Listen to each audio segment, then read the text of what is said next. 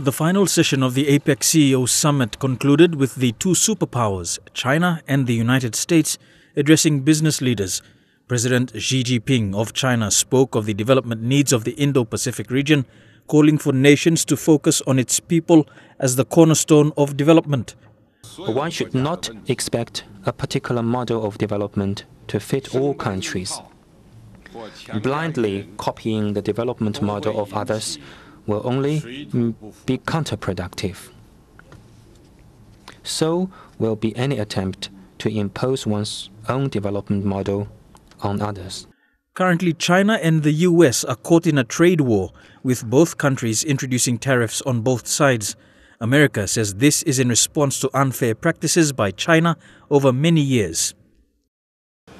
We have great respect for President Xi and great respect for China. But, in the President's words, China's taken advantage of the United States for many, many years. And those days are over. As the President's added, China has tremendous barriers. They have tremendous tariffs. And as we all know, their country engages in quotas, forced technology transfers, intellectual property theft, industrial subsidies on an unprecedented scale. President Xi also explained China's Belt and Road Initiative. Developed 5 years ago, the BRI has been the blueprint for China's increasing engagement in this region, including here in Papua New Guinea. According to China's leader, the BRI was not in any way a plan to garner political control of developing countries through what was being described as debt traps. Let me make this clear. The BRI is an open platform for cooperation. It is guided by the principle of consultation and collaboration for shared benefits. It is not designed to serve any hidden geopolitical agenda. It is not targeted against anyone, and it does not exclude anyone. It is not an exclusive club that is closed to non-members, nor is it a trap, as some people has labeled it.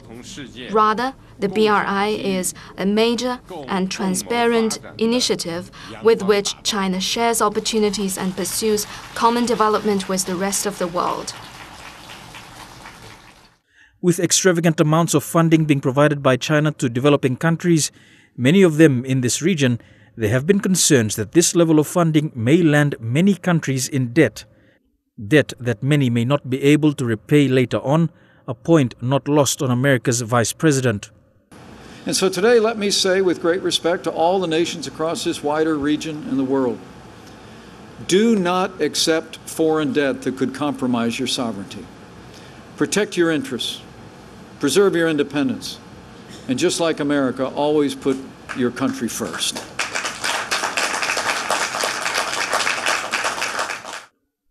Whilst this battle between China and the United States have implications for all economies, Vice President Pence has also assured economies that there is still room for close cooperation between the world's two superpowers. The difficulties that the United States and other nations face with Beijing have been well documented by our administration. China knows where we stand. But as President Trump has said, in his words, we want to strengthen the relationship between our two countries and improve the lives of our citizens. And as the President prepares to meet with President Xi at the G20 summit in Argentina, we believe that progress could be made. Progress could be made between our two nations, even as the United States remains in a strong position. Meriba, Tulo, National EMTV News.